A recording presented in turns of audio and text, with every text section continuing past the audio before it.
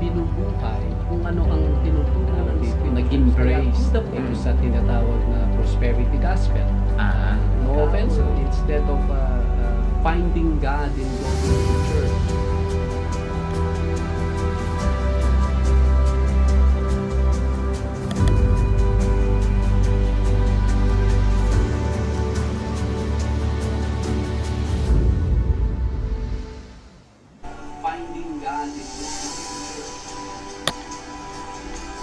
Hello, welcome po sa ating program, Bible Cafe. Si Pastor Ram Gamboa po ito ng Calvary Chapel, Baguio City. At nandito po tayo. Ako po dito sa satellite studio, even dito sa Calvary, Las Vegas, Nevada. Welcome po sa ating programa or episode for today. Kung kayo po ay susubaybay sa ating pong programa, tomorrow po ay I will be traveling to Arkansas. Meron po tayong invitation doon, engagement. They are inviting me to speak sa kanilang anniversary, one of the international Filipino church po doon. Kaya tomorrow, just to let you know, ay wala po tayong episode. At we will resume comes Friday. Well, let's pray na makapag-resume po doon dahil doon ay hindi ko pa po alam kung ano yung situation as far as the internet and everything, but we will do our best. We will be on comes Friday.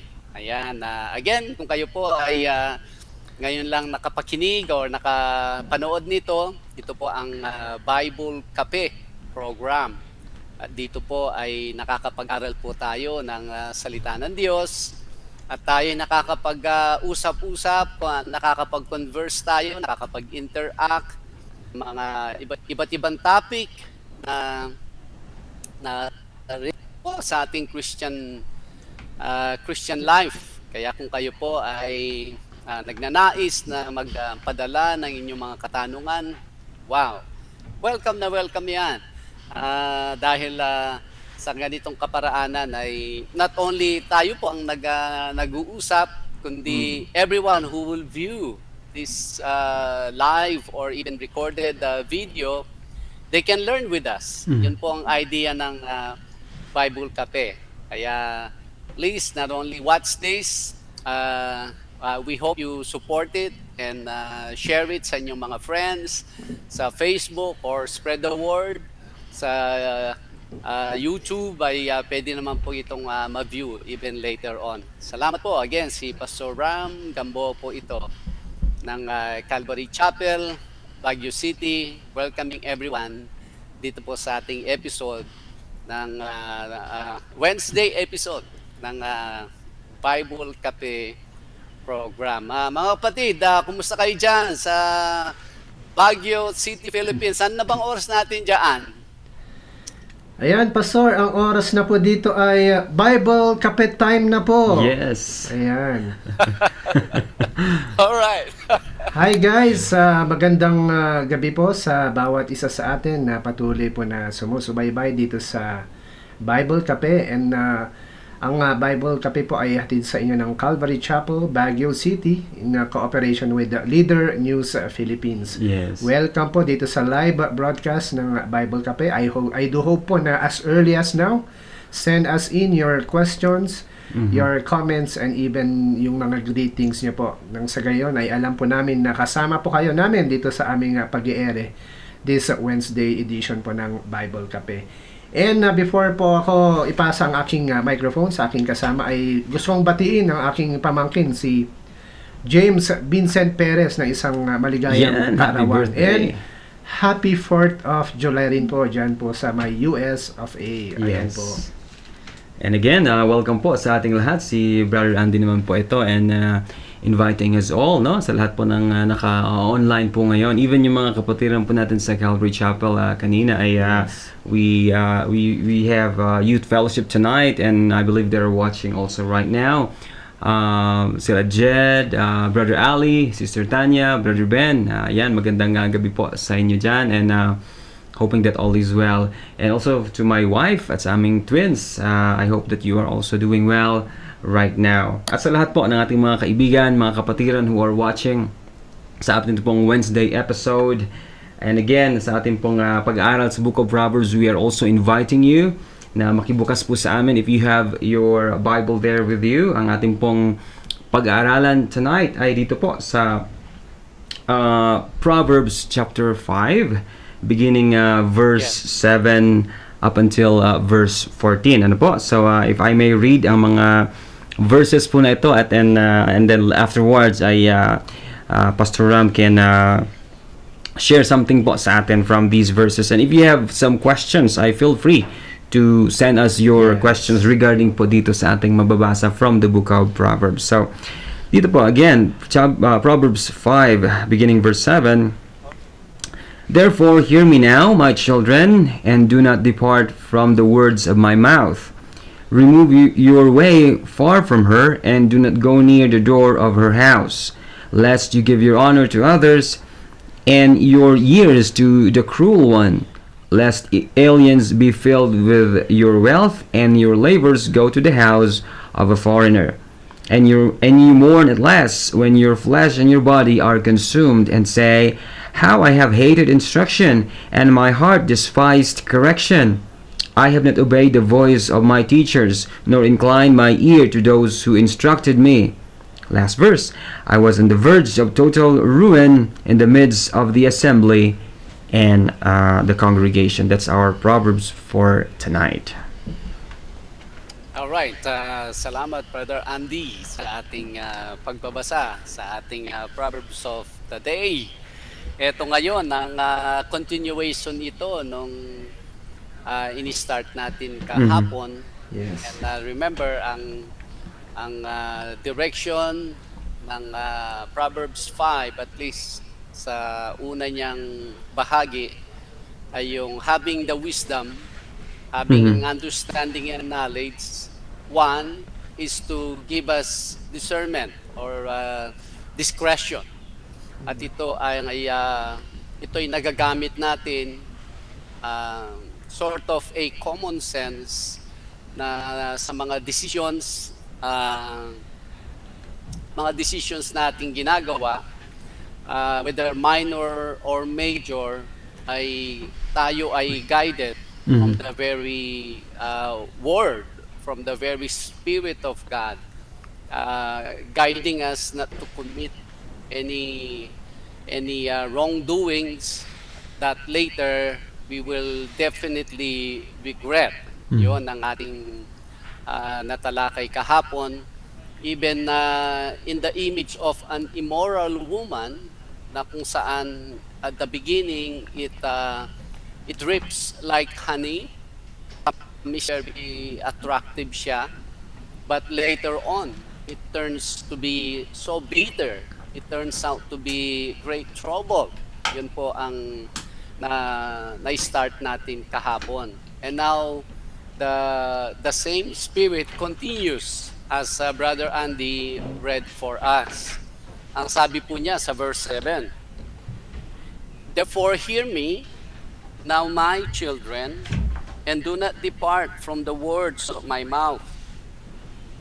Remove your way far from her, and do not go near the door of her house, lest you give your honor to others, and your years to the cruel one. Dito, there is a part. I'm not sure, pero nag-e-echo ako. Am I echoing dyan, Brother Andy? Negative po, Pastor. Negative, Pastor. Okay lang naman po. Siguro. Alright, salamat. Ang sabi niya dito sa verses 8 and 9, remove your way far from her, and do not go near the door of her house, lest you give your honor to others and your years to the cruel one. Siyempre, ito, yung primary, ang kausap ni King Solomon, mga young people who want to venture having some kind of relationship or experience with an immoral woman. So kung when you do that, ay verse 9, lest you give your honor to others and your years to the cruel one. Some kind of honor ay will be extracted from a young man or a person, those who go and have this activity sa kanila. Dito makikita mo yung isang young man na kept his honor by not having relationship with any woman compared do sa mga alam natin, lalo na dyan sa Baguio, may mga clubs na may mga GROs and everything, compared to those young men na they go there and have some relationship, even sexual, sa mga babae doon. Iba yung dating nila eh. Ito is full of honors, pero ito namang isa ay basically something was taken out of him. Yun ang inaano dito eh, yung pinag-uusapan. There is a spirit, definitely. There is a spirit in everything that we do, including that kind of activity. Ang sabi po niya dito, lest aliens be filled with your wealth, and your labors go to the house of a foreigner. Ito, alam natin, there is no free ride. Siyempre, if you get involved in this kind of activity, basically, butas yung buong bulsa mo dyan eh. Iba yung nakikinabang sa pinagpapaguran mo. Dyan, alam natin, sa Pilipinas, yung mga mahilig mag-good time after ng sweldo, instead yung kanilang pera ay nakakarating sa pamilya, nayabot sa mga misis, pero hindi. Ang nangyayari dyan ay bawas, sometimes kalahati, o something like that. Kaya meron talaga siyang immediate na epekto pagdating sa nai-involve sa mga ganitong gawain. And then ang sabi po niya, 11, and you're mourn at last, when your flesh and your body are consumed. So dito, kung meron kang nakuhang sabihin nating sexually transmitted disease, sabi nga STD, you don't know what kind of how will that affect your body, especially noon wala pang penicillins, wala pang antibiotic, so they just die and they just fade away. Kumbaga, they just fade without them knowing anong nangyari sa katawan ko. At least ngayon sa atin, you can determine exactly, and yet still, meron siyang epekto sa physical, ano po. And then, ang sabi niya, sa 12, and say, how I have hated instruction, and my heart despised correction. Dito na, is starting to realize yung kanyang ginawa. Now, nare-realize niya, actually at one time I was warned not to do this, pero now I'm reaping the consequences. 13, I have not obeyed the voice of my teachers, nor inclined my ear to those who instructed me. So, siyempre, ngayon na-feel na niya yung bakit ako nagkaganito. O now, ma-realize niya, at one time he was warned. At one time, his teachers or people around him ay nasabi na nila yung mga bagay patungkol dito. And lastly, sabi niya, I was on the verge of total ruin. Verse 14, in the midst of the assembly and congregation. Papansin natin dito, in the midst of the assembly and congregation, where is that? Saan po yung place na iyon? That is the place where he meets and fellowship with the fellow believers. Ito, even sa context po ni King Solomon, is the same. Siyempre, when you are with the people na they're doing the same activities, I mean, yung mga nagugutan, yung trying to find kung sino yung mga bagong prostitute dyan and everything. No, I'm not talking about those. But when you're doing that, no one will instruct you. Actually, they will compete with you. And they will give you more ideas on how you can go further sa kanya na activity. But when you go back and fellowship with your fellow believers, now you will be reminded, why did I do that? Why I ended up getting involved sa mga bagay na iyon? Well, yun din po ang nangyayari. Let's relate this sa ating mga buhay. Yan din po ang nangyayari sa mga panahon natin. The further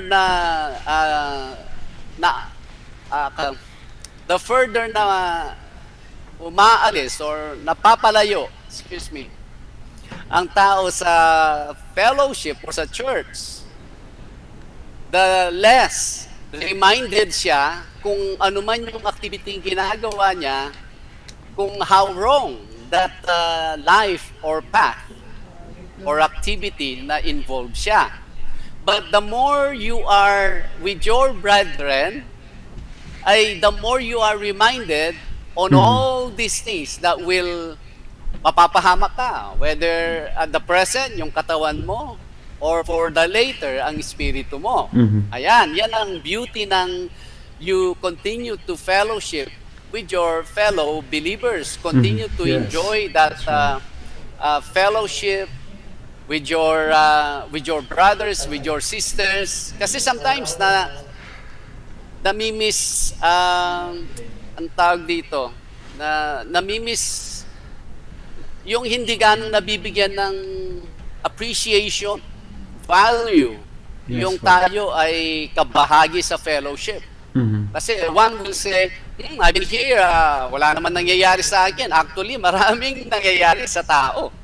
Dahil for all those time, for all those years, you were avoided to engage or to pursue a path na you will regret someday.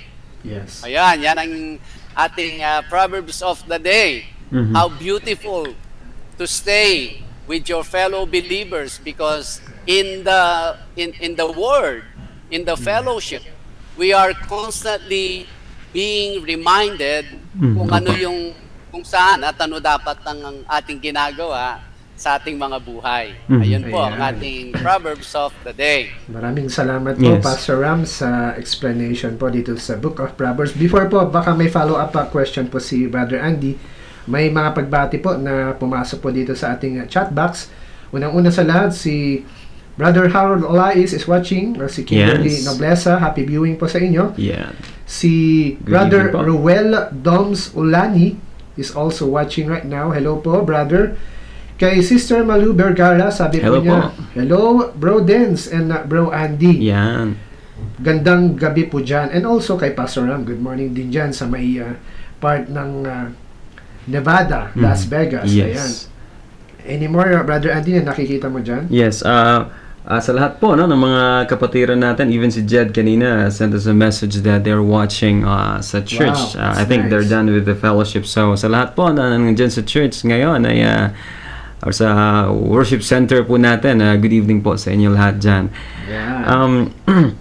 Napakaganda nga po nitong Book of Proverbs na ating pong napakinggan kanina, ang kapaliwanagan from Pastor Ram, and some of the at least one of the things that I noticed dito po sa Proverbs po na ito ay yung practicality na, or pagiging practical na gawin po natin yung part natin na tayo ay malayo sa mga ganitong klaseng tao, ano po, especially sa ating po mga kalalakihan, na sabi po niya dyan sa verse 8 ay remove your way far from her, do not go near the door of her house. So kumbaga ilayo natin ang ating mga sarili sa mga ganitong klaseng lugar. I just want to ask, ano po, Pastor Ram, a follow-up question based po dun sa verse 9 na sabi po niya, lest you give your honor to others and your years to the cruel one. Bakit po, Pastor Ram, na dito sinasabi po niya, lest you give your honor to the others, pero why there are people sa panahon po natin ngayon that it seems like they are proud to have, have this kind of relationship na yung iba pa nga during their, good times or what they call good times with their friends ay kinukwento nila kung sino yung mga naging ka-relationship na po nila or Yes. nagpaparamihan pa po sila. Something like that po. No, I'm just curious, bakit po may mga ganitong mga klaseng tao sa panahon po natin ngayon na parang is opposite dito po sa sinasabi ng Book of Proverbs? Definitely, ang mga ganun na klaseng tao, they do not have the same guidance. They do not have the same instructions coming from unang-una from the word, pangalawa from the not even hearing yung guidance ng Holy Spirit. So definitely iba yung kanilang mga pag-uusap eh. It's sort of a blind leads the blind. Yes. Kumbaga yung among them, they are into doing things, pero the final outcome, they will all regret kung ano yung life na kanilang pinursu. Yeah. Pero ito ang beauty ng yung part of the lessons we have yesterday's episode na ang word, ang wisdom coming from Yahweh is actually our fence. Ito yung bakod natin. Yes po. Kaya kung we go out of the instruction, anything can happen sa atin. Parang sa Book of Ruth, nung nalaman ni Naomi na si Ruth ay nakipamulot sa she gleaned among the servants of Boaz, and knowing na si Boaz ay maayos na tao, ang sabi ni Naomi kay Ruth, my daughter stays in his field, for on other fields you may be harmed, sabi niya. So pagka tayo lumabas sa bakod sa instructions ni Yahweh, mapapahamak po tayo diyan. Ganon din yung nasa labas. Ang malungkot ay nasa labas sila, they haven't yet experienced to come in. Meron talagang very careful instruction ng Panginoon how to live your life sa buhay na ito. Yes. Sila nga hindi pa nakakapasok eh. Tayo nandito na. Yes. Bless ang mga taong Yes, amen. they have opportunity or panahon para malaman nila ang instructions on how to consume this life na approve sa kanyang Creator. Ayan. Ayan, Pastor, maraming salamat Yes. po for that explanation. May comment po si Brother Ruel tungkol po dito sa ating napapag-usapan. Sabi po niya, Alright. hearing about our topic, Pastor, in our college life, many of our friends go to BCS Amarillo, Gold Bar, etc. to find girls na makakainom, and they take them home. Fellow students, then something happen. Is the consequences are the same, sabi po niya. Thanks, Pastor, sabi po niya. And bago po tayo magko-continue, Pastor, marami po tayong mga viewers for tonight. Yes. I would want to mention them. Si Ma'am Eva Alright. Publico, happy viewing po, ma'am. And meron din po si Nanay Tess Rodrigo. Hello po, Nay. Tess. Kamusta na po kayo? Si Pastor Renan Mangonon ay sabi po niya, nag-e-echo ka dito, Pastor Ram, pero I hope it was already adjusted by our technical staff. And also, Pastor Renan wants also to say hello. Yes. Pati si Sister Tess, also kay Ma'am GRSN Gasno Mayo. Ay, nanonood din po. Sabi po ni Ma'am GRSN Gasno Mayo, hello, good evening po, Pastor Ram. Watching here from Baliwag, Bulacan. Ayan, so if you want to greet us, pwede rin nyo pong i-include yung inyong mga location sa aming mga shoutouts. Also kay Jules Trinidad. Hello kapatid, sabi po ni Sister Jules Trinidad. Si Yeah, Pastor that's my Anthony. sister. Wow, hello po, sister. Hello po. Si Pastor Anthony Solis is Ayan. also watching right now. I believe they're all the way from Bacolod, From- sa Visayas po yan. Alright, from the city of Alright. Smiles. Yes. And kay Brother Ver Libranda, sabi po niya, Pastor Ram. Good morning, Pastor Ram, sabi po ni Brother Ver Libranda. Si Abigail Vergara is also watching right now. Yes. Si Papa Danny Valdez Olais. Andyan din po si Sister Carla. Ayun. Ayan. Hello, Sister Carla. Good Hello. morning po sa inyo dyan. Ayan, si Brother JV and the rest of the youth. And si Brother Restan. Hello, Brother Restan. Happy viewing. And I think meron rin tayong mga questions na coming in, Pastor Ram. If Yes. you may, kung wala nang additional na Si questions, ano po, Brother. nandito rin si Brother Restan Ayun. and greeting us. Hello, bro, good evening sa inyo dyan. Sa Bataan, and si Sister Faith Bautista. Sese. Ayan, Sese, good evening Yeah. din po sa inyo dyan sa Tarlac, and Pastor hoping that Roel you are doing well. Yes, Castillo. Pastor Roel also. Ayan. Brother Jonathan Bacani from North Carolina. Carolina, yes. Ayan. Sabi ni Pastor Anthony Solis, praise God for this program. May our Lord Jesus Christ will continue to use this ministry. Mhm. God bless po. Amen. Sabi ni Pastor Anthony Solis. Hello po, Pastor. Yes. All right. So maybe we can proceed to Yes. some of read some of the questions po na Ayan, oh. pinadala po sa atin. Ano po, Pastor Ram, Brother Dennis. Yes. What I see here ay ito pong pinadala na question una ni Pastor Renan. And Yeah. thank you po, Pastor Renan, for kay Sister Minerva, yan po yung unang pumasok po, no? So, Ayun. if I may read po itong question po ni Sister Minerva po sa atin. Question po, Pastor, bakit po kaya may religious sector na di nagpapagupit ang mga babae? Yan po, Right. Pastor, yung question po sa atin ni Sister Minerva. All right.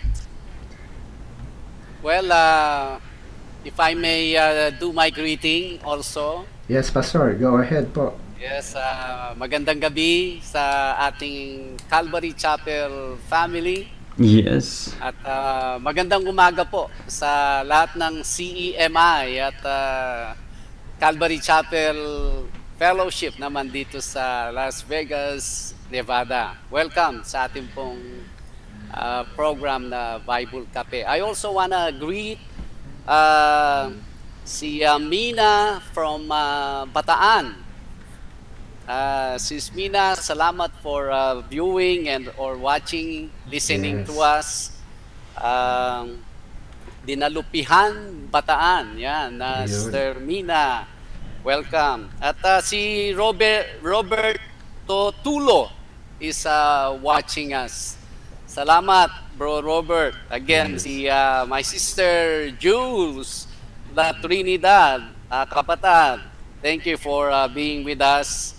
And also si Raymond Gamboa, my nephew. Mon. Yan, hello po. Hello po.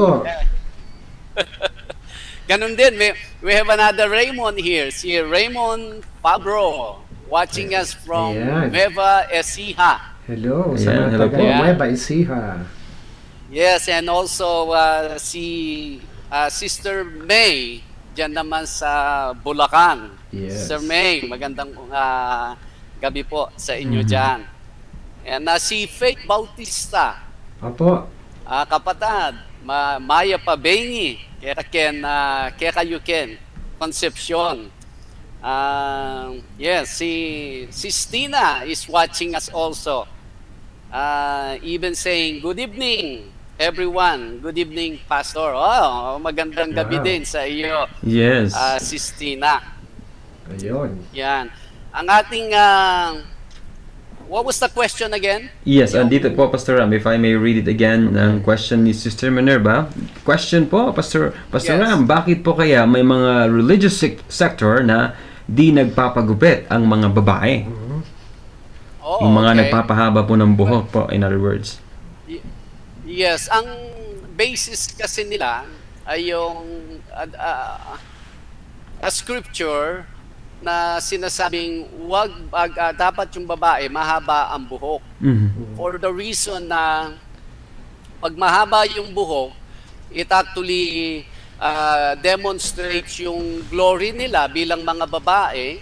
And at times also, they were instructed to wear a head covering. I believe sa one of the letters ni Apostle Paul yan eh. So now, mapapasin natin yung pag-obey ng mga tao, even cults, no? Even cults. They choose kung ano lang yung i-obey nila. Because ang instruction dyan, when you, ikaw na babae, you have to wear long hair. Pero hindi niya po sinabing wag magpagupit. Wala po sinabing wag magpagupit. Ang alam ko pong instruction sa Bible na wag magpagupit dun sa mga involved sa tinatawag na some kind of vow or Yes. Nazarite vow. Opo. Hanggang nandun ka sa period na part of your vow, let's say nag-vow ka ng 6 months. So 6 months hindi ka dapat nagpapagupit. Yon, alam ko meron pong ganun na prohibition. Pero sa mga babae, 2 things. Number 1, dapat you have to wear long hair. Okay, ang tanong niyan, what is long hair? Di po ba? Siguro long hair ay pag umabot dito sa siko mo, that's long hair already. Huwag kang magpagupit na very short. Kaya sa panahon natin ngayon, makita mo yung mga babae na gupit lalaki sila, hindi po magandang tingnan. I don't know sa preference ng ating mga viewers, pero they nababawasan yung kanilang pagiging feminine. Number 2, that's actually ayaw ng scriptures as far as babae. Dapat pakita mo na ikaw ay babae and you are you are submitted to someone, especially sa mga may asawa na. Dapat pakita mo na submitted ka sa iyong asawa. Pero in the Bible time, inabilin na you have to wear head covering naman when you enter a sanctuary. Worship center, dapat you cover your head.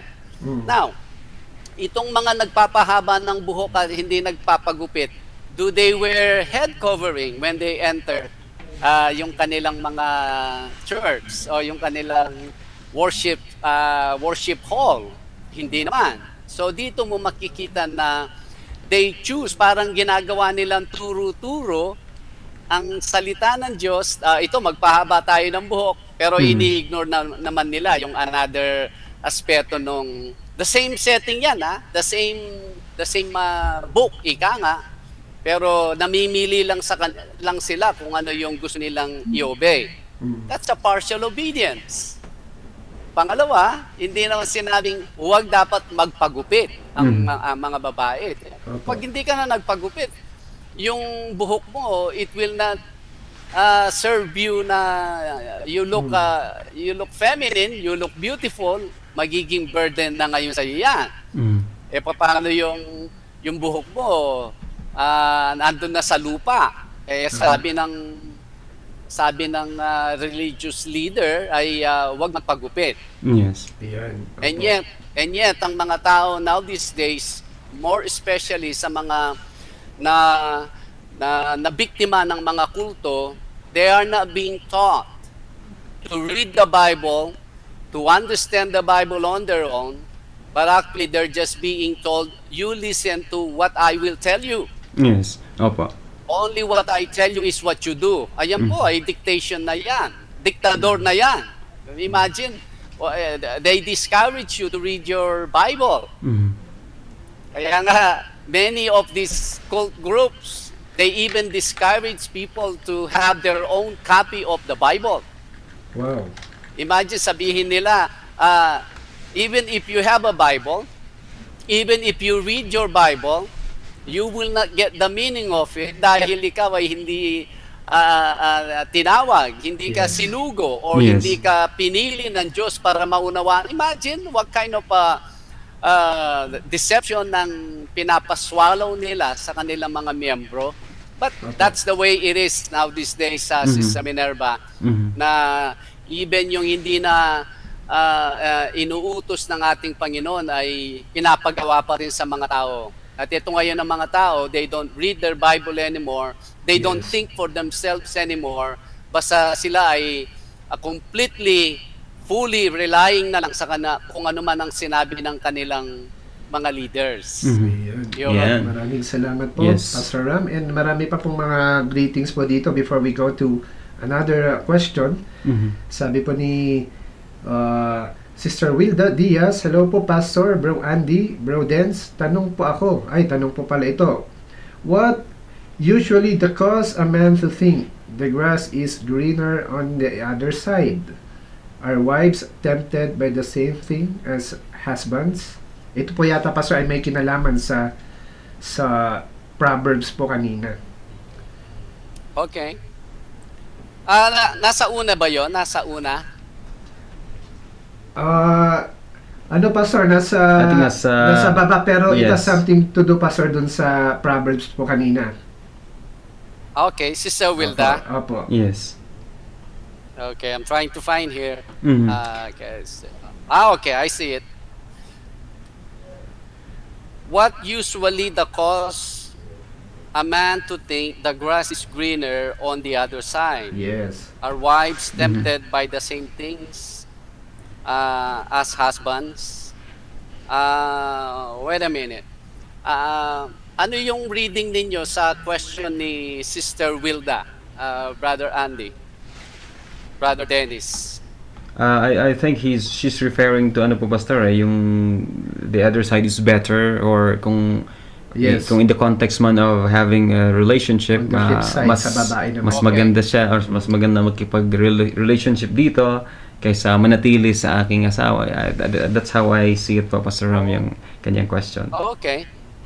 I have an idea.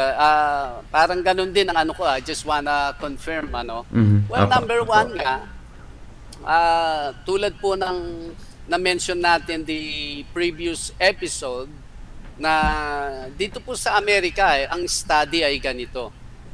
Pag dumating na kayo sa 40s ninyong mag-asawa, commonly ang lalaki is now looking for another woman because obviously he spent almost 20 years living with the woman, sa kanyang asawa. Opo. So nagte-take place around sa late 30s, early 40s ng kanilang mga lalaki. Now they go and find another woman. Ayun. Finding another woman, they look for younger one. Mhm. Kung ang asawa nila is 40, maghahanap sila ngayon late 20s. O maghahanap sila yung yan, nasa early 30s. Mhm. So definitely, they wanna have a fresh person with them. Alright? Now, ito nga yung habilin ng ating scripture. To prevent that, ay the wife must remain a wife. Mhm. Yes. Unang-una kasi, pag ang tao, ang wife, naging, may asawa na siya, will start to neglect ang kanyang maintenance. Yes. Opo. All of a sudden ay nagfo-fall apart na yung kanyang shape Yes. Mhm. at yung kanyang kumbaga darating si Mister, makita mo amoy pawis pa siya Yan. Opo. at yung bahay ay magulo. Mhm. Something like that. Halimbawa, papalitan ka na ni Mister. Ano yung sasabihin niya? Maghanap ako ng mas bata. Pero kung maghanap ako ng mas bata, eto ngayon, ano yung mawawala sa kanya? Maraming mawawala sa kanya kung papalitan ka niya dahil mas bata lang. Mhm. So, that is kumbaga, prevention para he will think twice. He will think thrice. Kasi he's Yes. looking at sabihin natin greener Greener pasture. greener pasture. Yes, opo. Opo, Doon sa Pastor. kabila, no? Mhm. Pero anong mawawala sa kanya? Ay, naku, mamimiss ko yung luto niya. Ay, mamimiss ko yung bango niya. Ay, mamimiss ko yung kaayusan ng bahay. O yan. Yes. So, actually, dito pa lang sa, kung nasaan siya, mas greener dito. Yun doon, hindi mo alam kung baka illusion lang yan na Yes. green doon, pero pagdating mo doon, ay it's not that green after all. Something na ganun po ang obligation ng bawat isa. Siyempre, ang lalaki, meron siyang sariling responsibilities para hindi siya matukso doon. Ganun Yes. din ang babae. Yeah. Ang babae must maintain herself.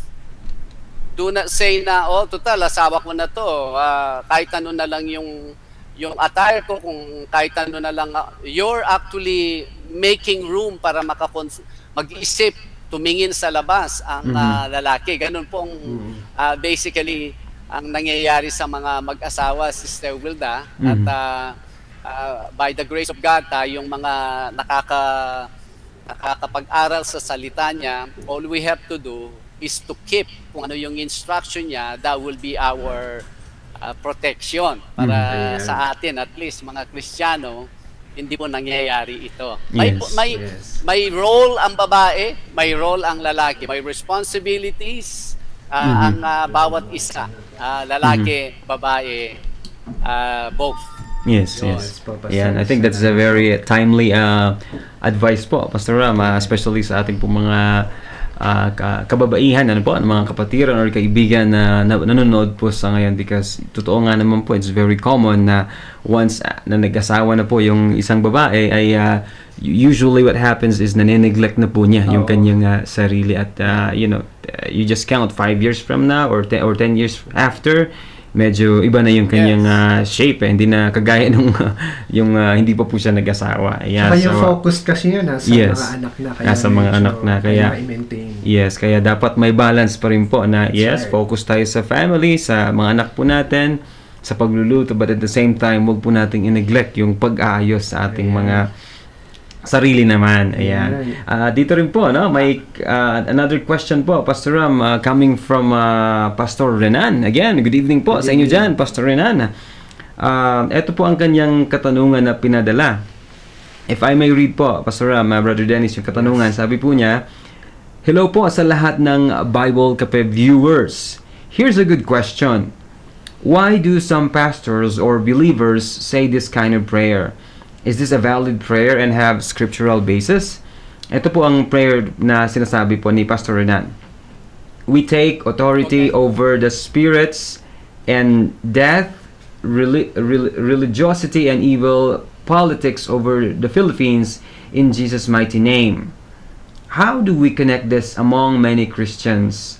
Salamat bro, and may Yahweh bless you and the program. So yan po, Pastor Ram. Alright, salamat Brother Andy for reading the question ni Pastor Renan. Pastor Renan, magandang gabi po sa inyo dyan. Please give our regards sa family at sa mga kapatiran dyan sa Lucena, Quezon.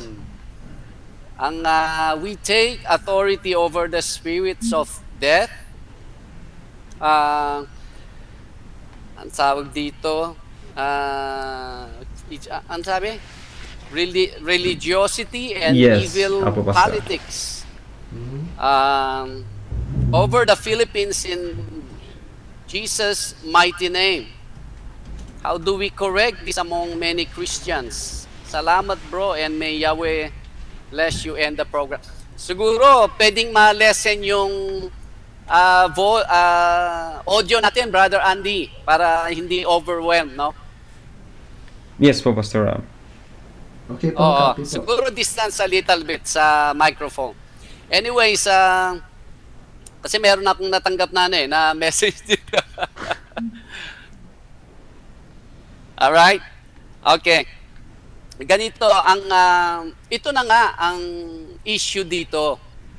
Meron pong root nito Pastor Renan. Nandun na ako.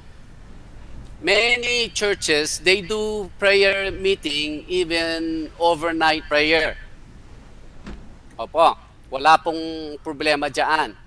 As they say, even sa mga old at saka mga naunang mga churches sa atin, congregations, prayer is the backbone of every ministry. 100% agree po ako dyan. Prayer is the backbone of every ministry. Tulad po nitong ministering the Bible Cafe. Of course, without prayer, so many episodes, alam natin between us that it's supposed to be canceled and everything, pero through prayer, Yahweh always makes a way at nakakapag-broadcast tayo. Yes. At at one time, this program also was only heard sa certain places, areas dyan sa Benguet, pero there was also a moment that we were cut off. Yes, But opo. through the prayer na naman, Yahweh opened again ng door, but this time hindi na lang sa some local areas dyan sa Benguet, but now we are now broadcasting what we usually do sa isang maliit na place dyan sa Benguet. Now everyone can benefit, anyone can all over the world ay pwede kang manood nito live. So that's how prayer accomplishes Yes. what a prayer accomplishes by Yahweh's granting us na mapagpatuloy yung something that gives glory and praise sa kanyang pangalan. All right. Pero yung mga ganitong prayer are ang tawag dito undisciplined kind of prayer. Unang-una, hindi po sila scriptural, Pastor Renan. How to pray? Unang-una, what are the things we can pray? Binigyan po tayo ng, kumbaga, limit, requirements, criteria ng scriptures. What are the things to pray? Well, let me sum it up in these two things. One, ang sabi ng ating Panginoon ay Yeshua, even sa, I believe, John 14 ito, Brother Andy or Brother Dennis, if you can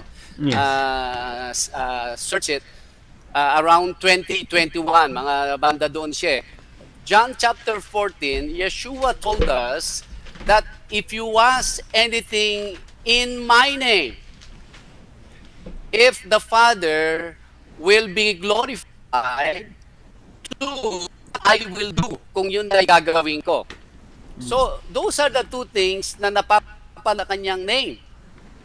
Eto ngayon, ang mga today's believers, they don't even understand what is in the name. Ang akala nila, wait, you mentioned the name, that's the name. No, not really. Pag yung ibig sabihin ng in the name, halimbawa,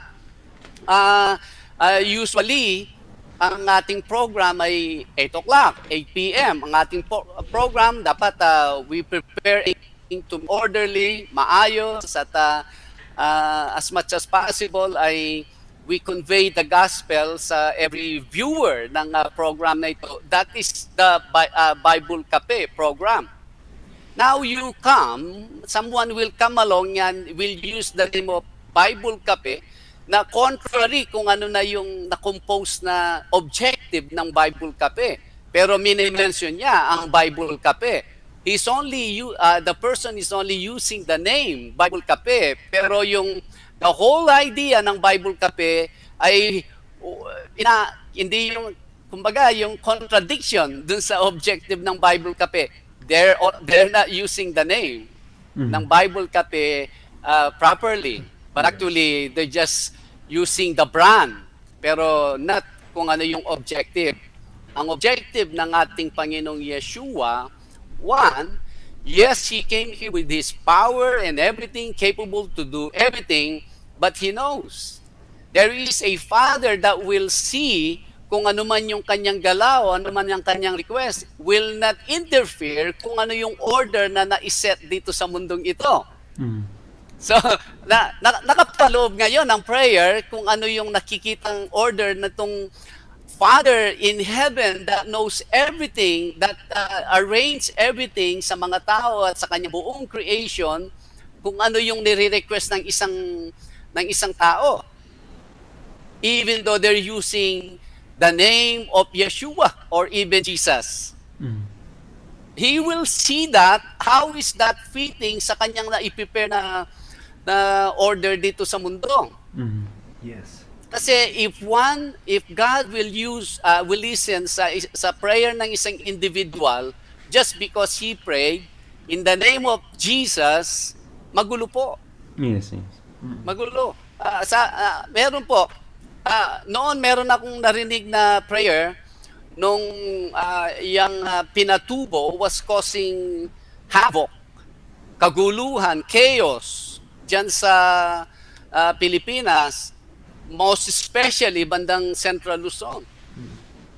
And here are the people prayed. Ang sabi nila, Panginoon, we prayed with faith. Ang pinatubo, alisin mo po siya, itapon mo siya sa may dagat. What? Tatapon mo sa... Do you know how many people will die? If you... itatapon mo yung pinatubo sa dagat? Buti na lang, talagang ang ating Panginoon na, eto na naman sila, they don't know what they're praying about. Kasi, He will grant prayers according dun sa kanyang order. Opo. Yes. You see? Kaya tayo, before even we pray, we make sure in line ng ating mga espiritu kung ano yung order ng ating Panginoong Yahweh. Hindi po yung kung ano na lang ang pumasok sa isip mo, pinagpipray mo. Remember, at one time, si Pacquiao. Si Pacquiao ay one time he was praying this group na they do pray rosary and all those things. Dati yun po ang religion ni Pacquiao. One time si Pacquiao at saka si Juan Marquez ay maglalaban sila. And eto ngayon si Pacquiao, he was praying to that woman God, according sa kanila, and dito rin si Marquez, praying to that woman God. Siyempre, hindi naman niya pagpe-pray na, I pray na matalo ako. Siyempre, ang prayer nila, I pray na mananalo ako. Yes, okay. Alright, in Jesus' name na naman yun. Ang tanong is, ako, magugulo na ako nito. Sino kayang pakikinggan ko sa dalawa? Yes. Ganun ba? It's not doon sa prayer ng tao. Yes. It's kung ano yung order ng ating Panginoong Yahweh. You have to fit your request according sa Kanya. You don't pray boundless just because you can use or you can mention the name of Yeshua. Prayers na ganito, it shows how ignorant people are in their prayer. Kung if I will analyze this prayer, they should enroll themselves into the most basic theology before they utter prayer, dahil sa mga nakakaintindi sa scripture, ito po ay sabihin ko na medyo kahiya-hiya po itong ganitong klaseng panalangin, lalo na kung I don't know who prayed this prayer, Pastor Renan, but this is absolutely offline pagdating sa who God is. Yes. And our part. We are subjects of this God, our Creator. You don't just tell Him things. Una, there are many elements po dito. Let me just mention. Ang sabi niya, we take authority over the spirits of death. Who gave you that authority? We take authority over the religiosity and evil politics over the Philippines. Who gave you that authority? Yeshua, ang ating Panginoong Jesus, He gave His disciples authority over all elements. You go and preach the gospel I left you. Yes. Ano ang authority ngayon ng pinag-uusapan dito? It's too ambitious. it's a mind na hindi bound kung sino itong pinaglilingkuran niyan, Diyos. Kahit mga pastor pang mga to, I will say, it's an obvious ignorance of the will and the counsel of God. Now, sabi niya, we take authority over the spirits of death. Ibig sabihin, you can tell me when to die and not to die. Religiosity, evil politics over the Philippines. And then, in Jesus' mighty name, buti na lang, hindi ganito ang ating Panginoong Yeshua. Kung hindi, nandun siya sa Rome, nakikipag-argue sa mga senators ng Rome during his time dito sa mundo. Nung nandito siya sa kanyang earthly ministry. He did not use his authority, his time to any politics. He came to introduce that there is a salvation, there is a chance for every person to enter his kingdom. Doon po siya nag-concentrate.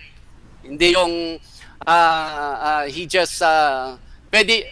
has all the rights na makialam sa politics and everything, yung mga how do you think people then? Si John the Baptist, ikinulong lang siya. Ay, basta ikulong mo yan. Mamaya, pagutan daw ng ulo. How do you think ang kanyang feeling? Doon ba? Naghimasukan ba siya? No, he waited. What is the plan from above? Yes. Pero yun, he doesn't want to see that.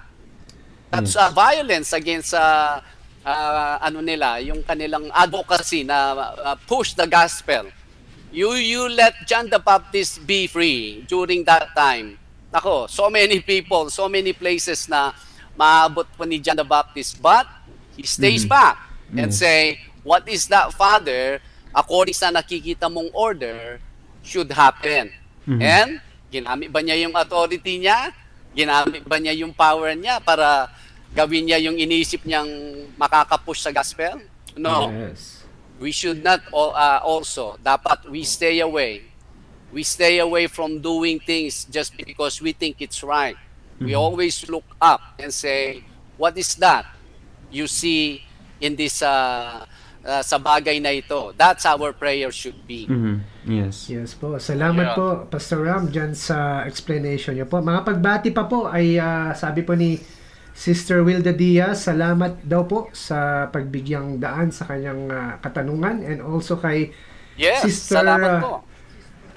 Kay Brother Ruel Doms Oliani, sabi niya, hello Mother Julie, sabi niya. Kay Sister Malu Vergara, sabi niya po, they need to watch Bible Cafe, Pastor, para malaman nila ang katotohanan po. Ayan po yung sabi ni Sister Malu. And kay Papa Danny Valdez Olai, sabi niya, hi, I'm watching, sabi niya po. And Hello po. hello, and happy viewing kay Jingjing Pimienta Carino. Hello, kamusta na nga po kayo, ma'am? And kay Sister Angeline Orsabia, Diyan po yan sa Tarlac. Concepcion, Tarlac. Ayan. Yes. And sabi rin ni Sister Wilda, thanks for watching. Sister Telet, sabi po niya. And sabi naman ni Sister Malu Vergara, praise Yahweh. Amen po, sabi niya. And Rick De Guzman is also watching all the way from Pangasinan. Yes. And si Seth Gamboa, sabi niya, Gary V. Gerard, ayun. And si Jed Gamboa, sabi po niya, the youth are watching here po sa church. So, sabi rin po ni Sister Lilia Gadi, thank you for watching, Elaine. Yes. So, yan po yung mga ibang comments po natin as of the moment. Yes, at Yes. By this time po I believe ang ating pong may konting interruption lamang po sa ating video, but Yes. naririnig naman po ang ating audio, so we can read another question. Of course, yes. Dito po galing sa kapatid po ni Pastor Ram, si Ma'am Jules Trinidad. Ito po ang kanyang ito po ang kanyang ano po, Pastor Ram, Brother Dennis, ang kanyang question. Hello everyone. Hi Kuya Pastor Ram. I have a question. 1 Thessalonians 4 verse 13 is clear about what happens when a believer dies. A believer made a conscious decision in accepting the Lord Jesus as their Savior. What about children and youths who have passed on without accepting the Lord? I've heard before that the cutoff age is around 17 years old and that Hebrew historical study. Ayan, yun po, Pastor Ram, ang katanungan na pinadala po sa atin ni Ma'am Jules Trinidad. I'm not sure po kung ano lang po yung kanyang tinutukoy na cut-off age. Ano po? So if you could make it clear po sa amin, Ma'am, no? Kung ano po yung tinutukoy niyo po na cut-off age. Anyway, Pastor Ram, ano po ang ating... Apo. Yes. Siguro ang tinutukoy ni kapatid na Juliet ay yung age of accountability. I see. Most likely po, Yan, Pastor Ram, yes. Yes. So, ano po yung sinabi niya sa 1 Thessalonians 4 verse 13? Sabi po niya, Pastor Ram, is clear about what happens when a believer dies. A believer made a conscious decision in accepting the Lord Jesus as their Savior. Ayan. Alright. And Pero then, yung mga Sige kabataan daw po, what about children and youths who have passed on without accepting the Lord? I've heard before that the cut-off age is around 17 years old and that Hebrew historical study. Yes. Well, unang-una sa buhay na ito ay for one, yung nakikita na natin, yung visible na, yung physical, yung material na mga bagay, we do not understand everything still. Di po ba? Now, much more to what is happened after this life, we have very little clue.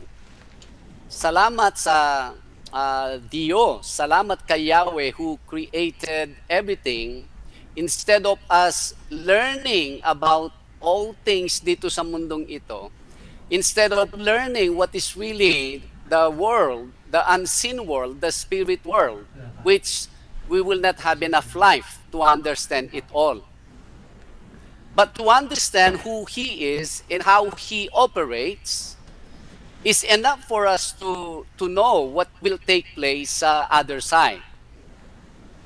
Because we know that Yahweh is perfect, Yahweh is just, Yahweh is kind, and Yahweh's heart is for no person should perish, should be thrown into the lake of fire. That we know.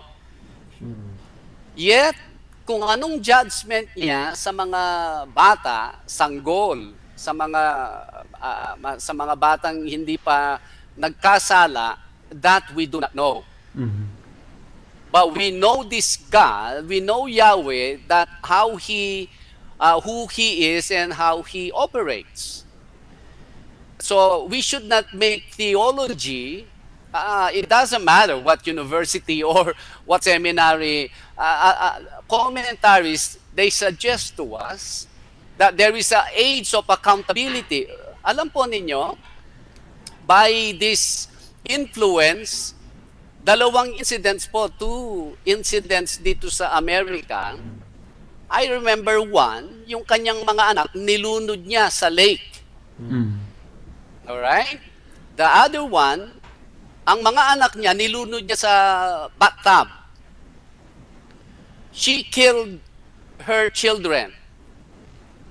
What is the reasoning?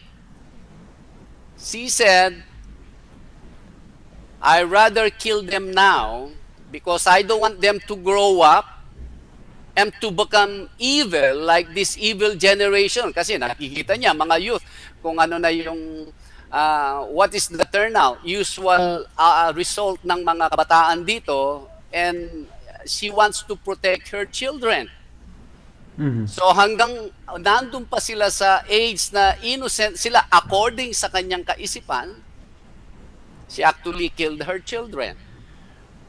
Now, who influenced that person thinking that in that age, they will go to heaven? I'm not. Someone is responsible. All we know, according to scriptures, when we see the judgment of Yahweh to all people, including ang mga bata, including yung mga infant, We know it's gonna be a just judgment. That's all we know. Kaya tayong we have a chance na now we are living, hindi po tayo namatay, na inabort tayo, na at one time nagkaroon ng very, very wrong decision ng mother natin, and she decided to abort us, or maybe she decided to drown us na in 2 years old tayo, namatay tayo. We don't have a chance to do otherwise. Pero now we are alive. We hear the gospel. Now we can make decision. Because according to scriptures, that if you believe and confess with your mouth that Yeshua came and died for you, you will go to heaven. As simple as that. Pero doon sa mga itong part na ito, this is truly a one dark gray area. I do not have, hindi po nakakarating dyan ang aking understanding, because he did not tell us explicitly what will happen to those children. More especially, to draw a line of accountability. What I have no, that is not our area to say, oh, pag ganito pa yung anak mo ay pumunta siya sa langit. That we cannot draw that line because it's too dangerous to suggest na magkaroon ng false hope ang tao. We can stick to what the Bible clearly teaching us, we will be safe. Yun. Yes. Salamat po, Pastor Ram, for that answer sa katanungan. Then, another question po coming from Sister Jules Trinidad. Ang sabi po niya, Pastor, is there's a certain religion that doesn't believe in speaking in tongues. Isn't Okay. if God said it, then it's true. Then speaking in tongues should be accepted, right? So ito po yung katanungan ni Mama Jules Trinidad po. About speaking in tongues po. About speaking. Wala na bang mga questions before that, o yan ang order ng mga questions natin? Yun ba yun? Pastor, as of this moment, we have no internet connection. Okay na po, Pastor, okay sa na po, ngayon. yeah. So, Okay. I believe we can read some Alright. questions na atin pa pong babasahin. Actually, we have, Okay. I think, two All right. So anyways, let's do that question then. Now that Okay po. you're telling me na yung internet connection, sure, yung gifts of speaking in tongues is still valid. Yes, Some po. people they cut off that validity. Yung the very last apostle nung siya'y namatay, that's also the ending nung mga gifts of the Holy Spirit. All the gifts, including yung speaking in tongues. But that's not. Wala pong sinabi ang scripture na ito'y magi-stop. How could you stop a gift? Now, when you practice it, halimbawa yung gift of tongue, when you speaking in tongues, you truly elevate, you truly bring yourself before Yahweh because you edify yourself. Wag lang siyang gamitin dun sa as a sign of legitimacy na ang tao ay isang believer or isang born again. Of course, just like anything else, na-abuse kasi ang mga you give a person a knife to cut to slice his bread and to place butter. Yes, some people will do that, but some people will use the knife for something else. Aabusuhin niya. Like simply as gifts. May mga group na hanggang hindi ka nag-speaking in tongues, ikaw is either you're still in your carnality or hindi ka pa talaga born again. O yun naman, napunta naman doon sa extreme na yun. But there are those who said na wala na, hindi na natin, ayoko yan, wala na yan ng born again. At yung speaking in tongues, at yan, good lang yan nung ang Bible is in the making at buhay yung mga apostles. Pagkatapos ng mga apostles, hindi ko type yan hindi na natin i-consider na valid pa ang mga yan sa panahon natin. That's man. That's their view.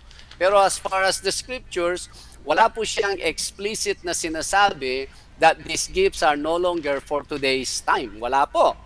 Mga puro interpretation yan eh. Opo. Para bang yung sinabi sa Deuteronomy 11, may mga certain food na huwag ninyong kainin, marumi sila. May mga food dito, makakain ninyo. And then all of a sudden, may isang not so clear of a instruction or proposition sa New Testament. Ang sinabi niya na all things now are clean.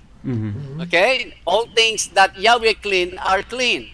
So ngayon, kinongklude nila na pati yung marumi may malinis na ngayon.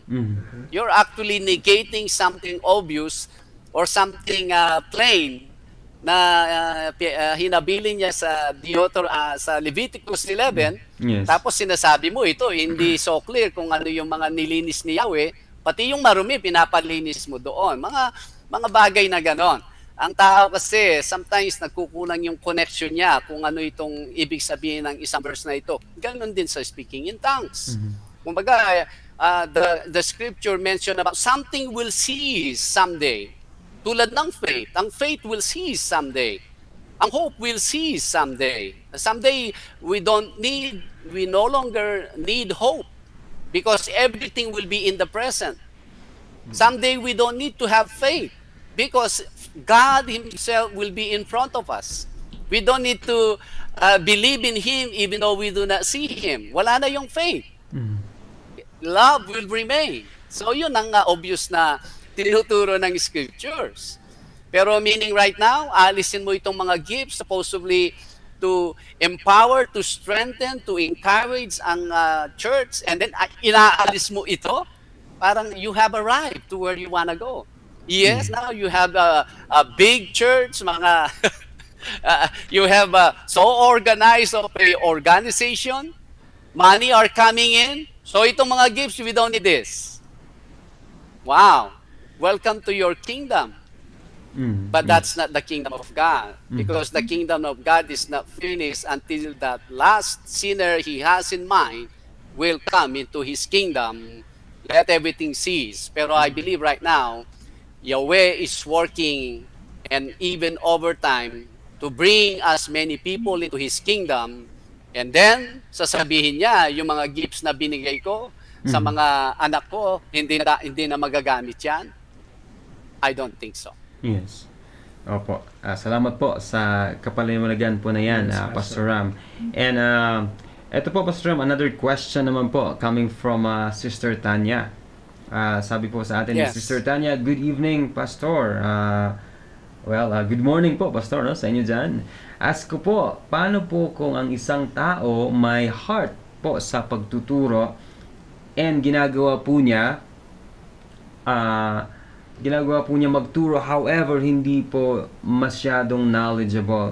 Ano po ang pwedeng maging result po sa kanya at sa listener po niya? Ayan. Maraming salamat po, Sister Tanya. And before sagutin po yan ni Pastor Ram, I would like to greet ang aking pinsan, si Kuya Kaya from Denmark. Of thank you course. for Kuya. Kuya, thank you for watching. Si Gladys Ayan. May, nanonood din. Hello, Gladys May. Yes, hello po ate. Good evening po. All right.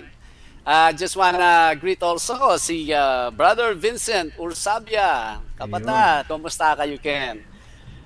And si Sister Rosana Veranda, Lebranda is watching us. Sister Rosana, magandang umaga. Ito na, may araw na tayo dito sa Las Vegas, Nevada of USA. Welcome. Si Brother Ver is also watching us. Na-mention siya earlier.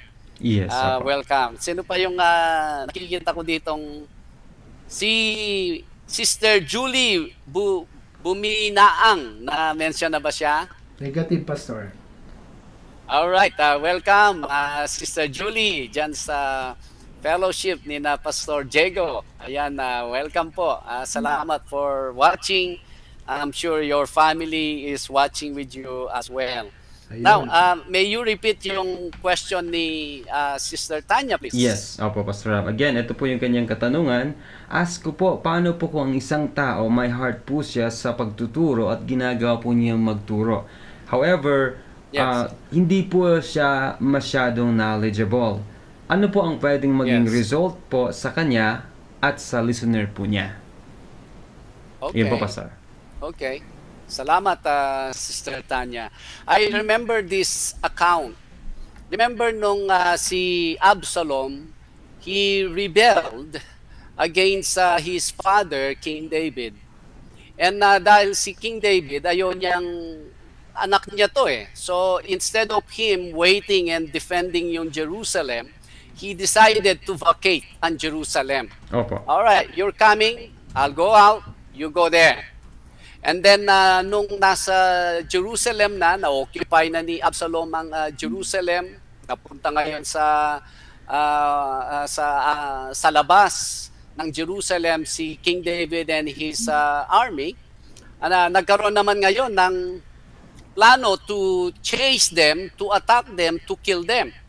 So obviously, si King David with his army, they have to meet and battle with the Absalom and his army.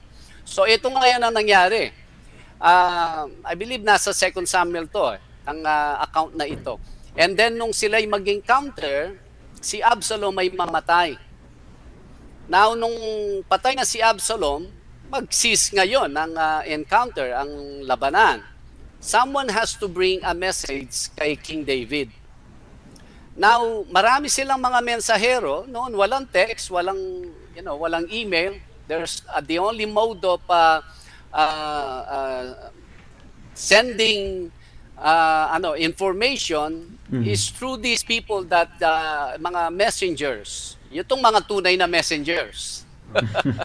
They go on foot, no? Opo. They go on foot sila. Now, ang napiling mensahero for that day ay, let me see, kung hindi ako nagkakamali, isa siyang Cushite. Okay, mamaya let's look at this account. We'll give it to our audience. Isa siyang Cushite.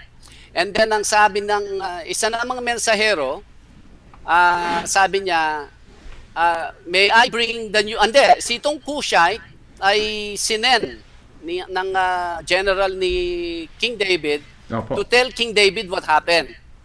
Alright. Nung on the way na itong Cushite, meron naman yung isang mensahero din. Sabi nung mensaherong ito, I also bring the news to the king. Dahil sa willing na, hinayaan siya, go ahead. Sabi niya, you bring the news. Pero nauna na yung Cushite. Eto ngayon itong pangalawang mensahero na hindi siya yung napili. Number one, he did not sit with the general kung ano yung detail na nangyari sa encounter. So siya, sa takbo niya, naunahan niya itong Cushite. Pagdating sa kampo, kung nasaan na nagtatago sina King David, nauna itong mensaherong number 2. And then ang report niya, sabi niya, kumusta na ang kalagayan doon? And then sabi niya, mahal na hari, wala na po yung mga taong nagtatangka sa inyong buhay. Ang sabi ni King David, kumusta ang man? He's talking about ang kanyang anak, si Absalom. Ang sabi niya, hindi ko po alam. Basta ang alam ko, may kaguluhan. Pero tapos na po yung battle. And then ang sabi niya, eto may padating itong another mensahero. Yes, This is okay. now the Cushite. And then magtabi ka dyan, iho, pakinggan natin ang mensahe nito. Ang sabi ng Cushite, wala na po ang mga taong nagtatangka sa inyong buhay. Alright, good. Kumusta na yung young man? Yun ang gustong malaman ni King David eh. Kumusta na yung young man? Doon niya nalaman sa Cushite that the young man, Absalom, is dead. So, nakumpleto ang mensahe. To answer yung tinatanong ni Sister Tanya, paano itong mga taong they have the heart to bring the gospel? Whatever happens sa kanya and to those people listening sa kanya, they will get to hear half part ng good news. Pero the completion will not happen. Kasi maraming mga pastor na they stand sa pulpit, they know they do not have the whole counsel ng Panginoon, and they continue to receive yung credit, yung admiration ng tao sa kanila. But they're not delivering the complete message ng gospel. I believe those people will stand accountable before Yahweh. Kaya ngayon dumating itong doctrine na all you have to do is pray the sinner's prayer. After you pray that, you're guaranteed that you are inside the kingdom of God.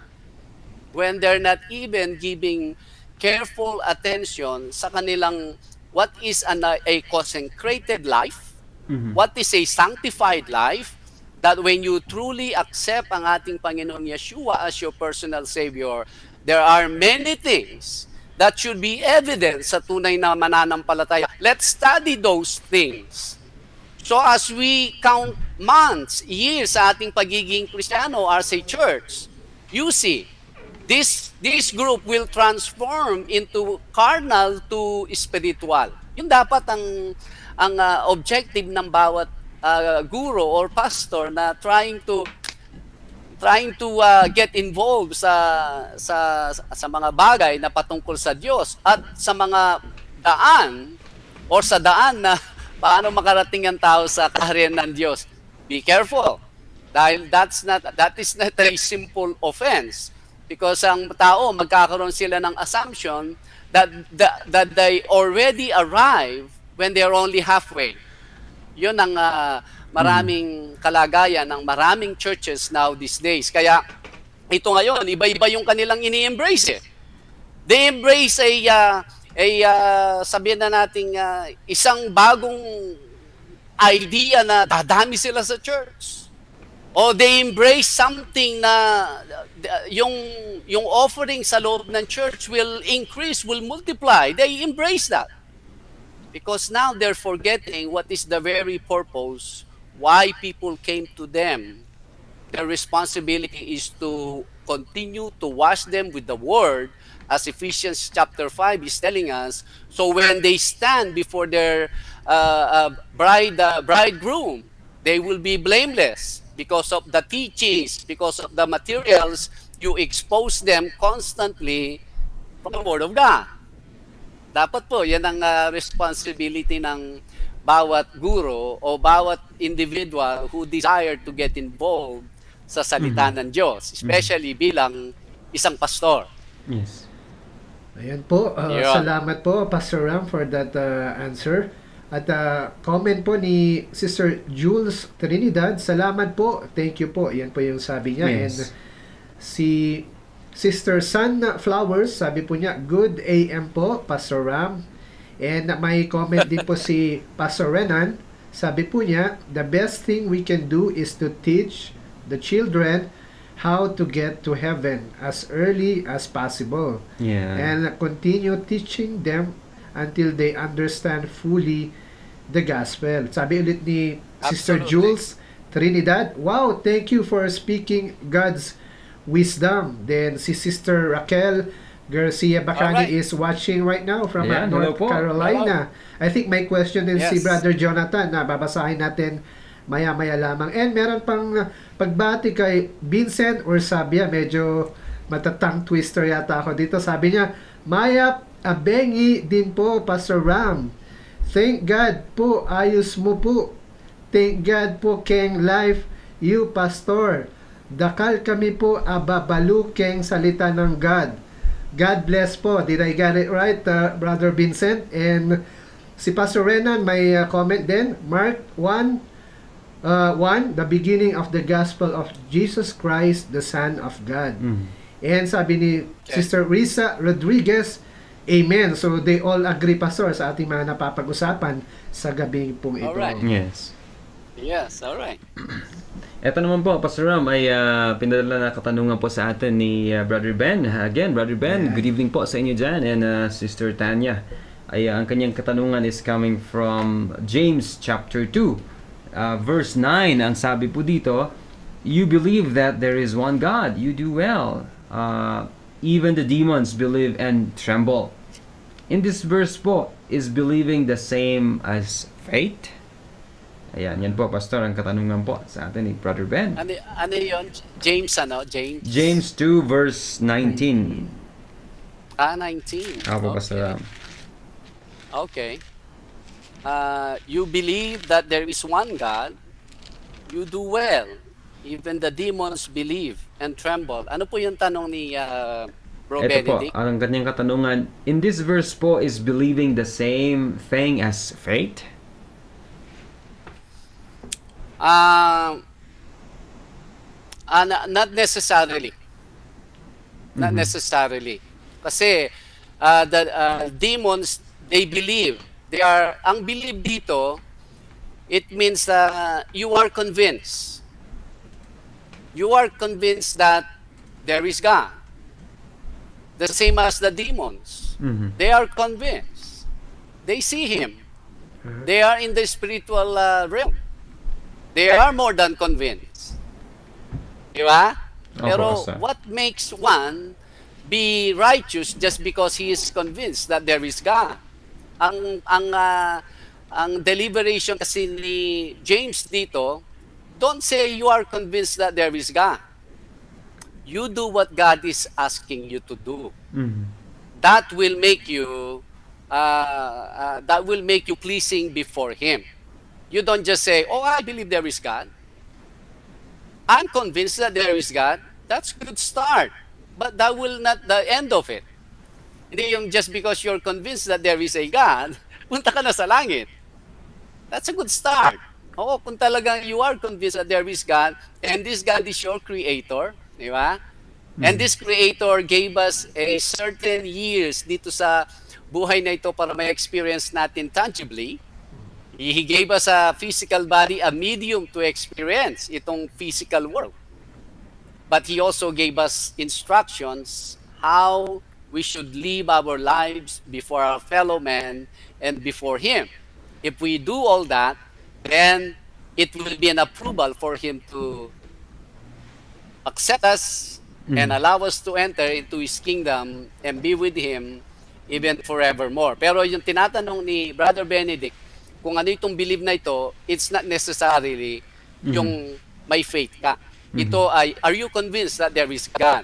Yun ang argument dito sa chapter 2, Bro Benedict. By the way, I wanna greet si Lucy, Sister Lucy. Let me see ang last name. Lucita Mandadero. Ate Lucy, good morning po. Yes, hello po sa inyo dyan. Good hot morning dito sa Las Vegas. Say hi kay Brother Ortiz. I'm sure Brother Ortiz is watching with you. Brother Ortiz, I missed you last Sunday, huh? Well, I'll see you when I come back from Arkansas. May everything is well with you there with Sister Lucy. Good morning po. All right. Ayan, salamat po Pastor Ram for the answer sa katanungan po. And another question na kay Brother Jonathan Bacani. Sabi po niya, good morning po Pastor Ram. Good evening Bro Dennis and Andy. I just want to add po, in Jesus' name is like that the Lord Jesus, Yeshua was the one who would pray that particular prayer. That is why it is very important to examine our prayers and deeds as a follower of Yeshua. What Absolutely. would he do or say if he is in your situation? Sabi po ni Brother Jonathan. Yes. So ito pala Pastor ay Tama. comment.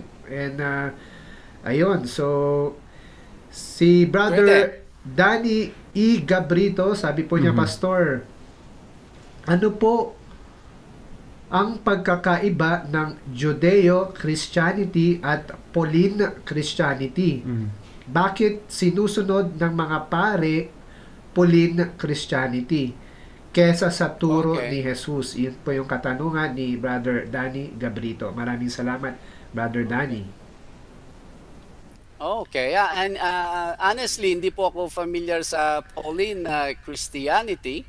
Basta ang alam natin, just place it here. You give us the verse, and then we'll try our best by the help of Yahweh, by His grace.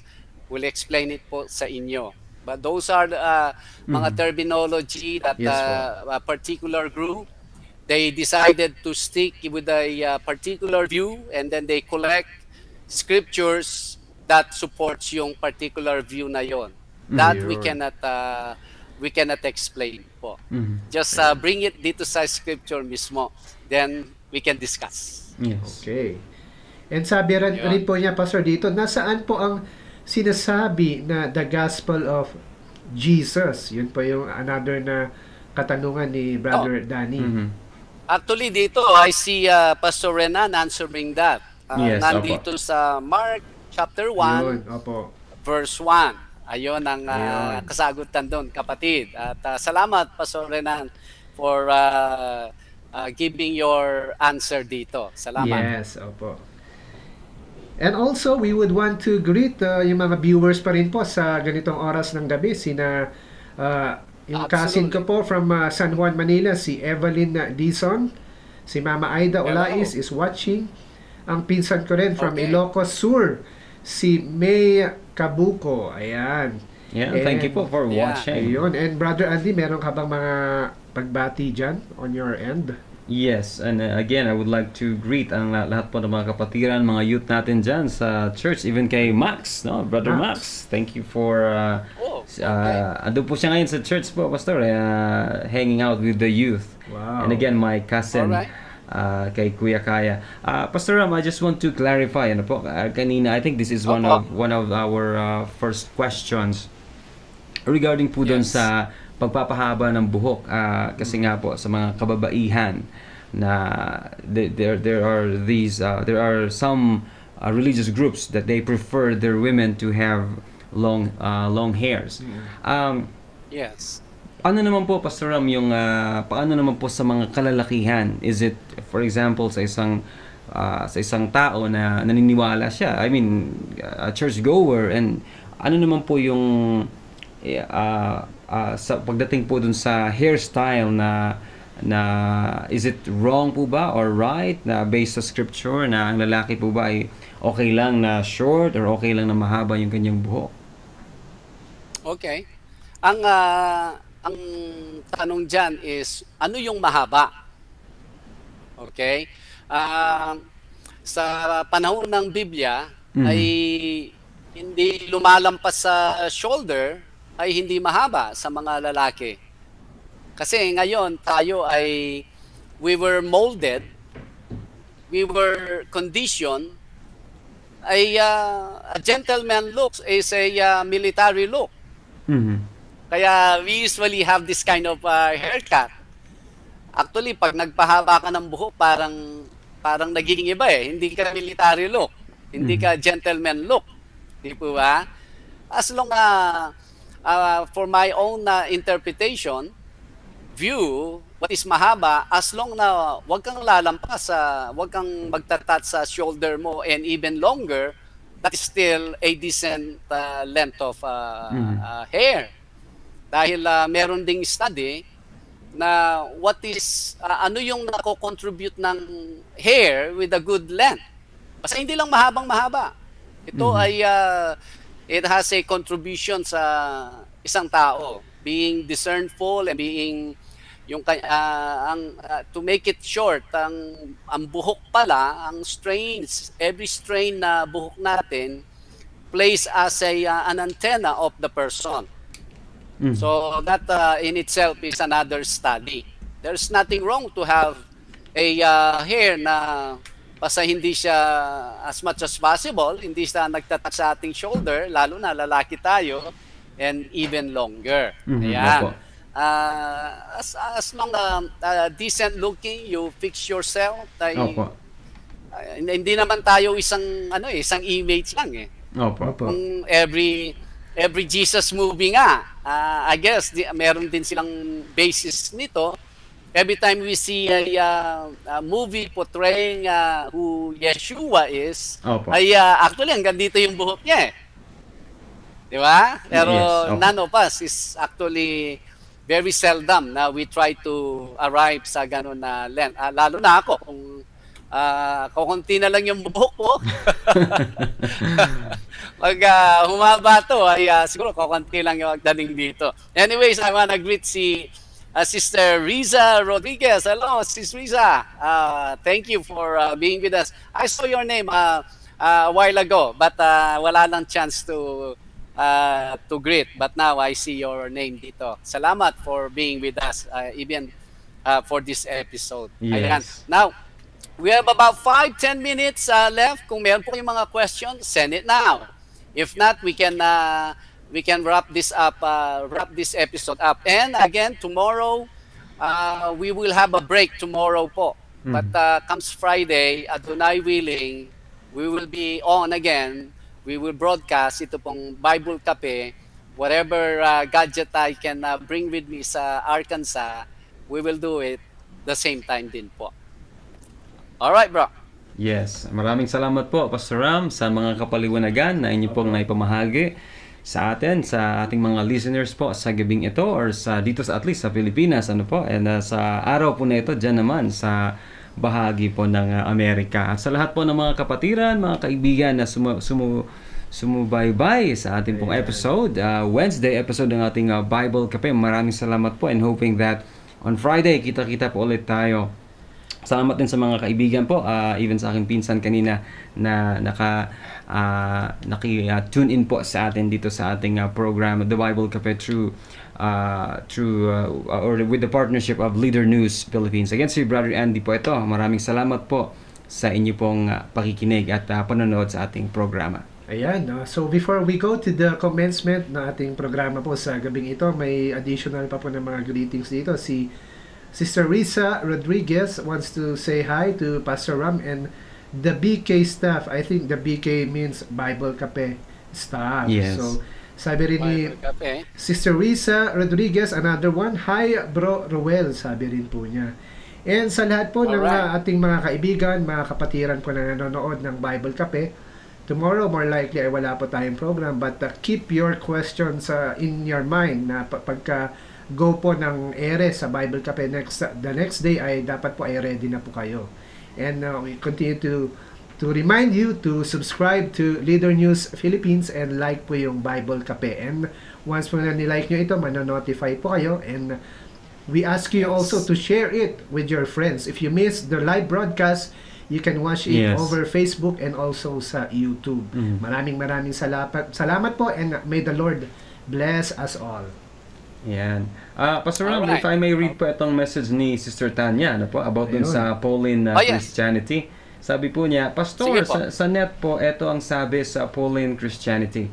Pauline Christianity is the Christianity associated with the beliefs and doctrines espoused by Paul the Apostle through his writings. Most of Christianity relies heavily on these teachings and considers them to be amplifications and explanations of the teachings of Jesus. Pero Pastor, marami po Christian ang mali ang intindi sa turo ni Paul. Ayun. Like they did not know that Paul attends Sabbath and he celebrate Yahweh's feast and others po. So yun po Pastor, yung last message sa atin po ni Sister Yes. Tanya. Alright, salamat Sister Tanya. Like I said, ang mga Christians ngayon, wala po silang kaibahan dun sa the way the cult looks at the scripture, parang namimili na lang sila. Ano po? Parang for one ay sinasabi na tingnan mo, nasa New Testament tayo, so we should not observe ang Sabbath, we should not observe yung mga feast ni Yahweh dahil we are under the New Covenant. But who will understand more the Old Testament scriptures and New Covenant kasunduan ni Yahweh sa mga tao today more than Apostle Paul. And yet si Apostle Paul, we see him na he went to the synagogues every Sabbath, and he also he celebrates ang mga feasts ni Yahweh. Those para ngayon na nilang tingnan nyo. Basta gusto lang nilang tingnan yung mga other things. Kaya ngayon ang observing Sabbath and celebrating yung mga feasts ni Yahweh is not in the picture sa maraming mga so-called Christians. Sana kung wag silang maging impartial, kung ito ay ginagawa ni Paul, why don't you do it also? Now you just became part of God's people according sa Ephesians chapter 2. Again, kasi sa originally when Leviticus 23, Yahweh telling people his 7 feasts, including ang kanyang Sabbath, was given, only the Israelites were his people at that time. Pero ngayon under sa New Covenant, through our confession, believing, recognizing ang ating Panginoong Yeshua, we were become in the fold of Yahweh bilang his people. Kaya sabi sa Ephesians 2, there is no longer Jews or Gentiles, we are all in this one fold because we enter through our belief in our Savior, even Lord Adonai Yeshua. Yan ang hindi nabibigyan ng klaro parang namimili, turo-turo, yan, gusto ko yan, ito, ayoko to. Ganun ang nangyayari ngayon. Kaya sana may our viewers, whether ikaw ay kapatiran o ikaw ay isang pastor, go back to the scripture and try to pray as you read. Wag lang yung sinabi sa'yo ng isang tao, someone nag-mentor sa'yo, basta tayo, ganito tayo. Yun na lang. You're marking that in your mind when you can actually study the scriptures with the guidance ng ating banal na espiritu. Freely, nandun po ang pag-discover sa scriptures. Bago po ako magpaalam, I wanna say hi kay Brother Alan De Castro. Now he's watching ang ating program. Brother Alan, hope you can stop by sometime today para makita mo itong ating studio dito sa even sa office ni Pastor Al Samson. And with that, I wanna give a special mention kay Pastor Alfredo Samson. Salamat po, Pastor, for allowing us to set up this studio, even occupying ito sa office ninyo. At ganoon din po kay Sister Mila, may hipag, tama ba? May bayaw. Bayaw ba sa Tagalog ang babae? Hipag, no? Hipag. Ang aking hipag na si Ate Mila. At advance happy birthday din. Last night, nagkaroon ka ng celebration with our CMI families. Salamat po. And okay, so with that, kami po yung magpapaalam na. Salamat for being with us. Salamat po for praying with us. Salamat sa mga questions na naipadala ninyo, comments. Oh, wow, we are truly encouraged. Another thing you can do po for us dito sa Bible Cafe na ministry, i-share po ninyo ito sa inyong mga Facebook accounts. Encourage people to go sa Leader News Philippines, mag-subscribe, mag-likes para every time may program, Kamaong Asero is one way to present the news updates hindi lang sa Benguet, hindi lang sa Baguio, kundi sa buong Pilipinas, mga hot issues na pinag-uusapan ay ma-update din po kayo. That is hindi po siya typical na pagbabalita. Sometimes yung mga nonsense ay doon pa sila nagkakampo. So consider watching ang Kamaong Asero headed by Sir Errol Dacame. At siya po ay malaking blessing po sa program na nating ito, The Bible Cafe. Kaya please do that. Share it sa inyong mga friends. Last night's episode, ang nag-share po is, I believe, nasa 50 plus na tao nag-share. Very good. Salamat po. Yes. Please continue to share this program, lalo na sa mga kakilala nating mga Pilipino who are scattered, diaspora, all over the world. Salamat po. And again, ito po yung lingkod, si Pastor Ramesses Gamboa ng Calvary Chapel, Baguio City. Nagpapaalam na po sa bawat isa. As we always say, mabuhay po tayo sa ating Panginoong Yahweh. Shalom. Shalom.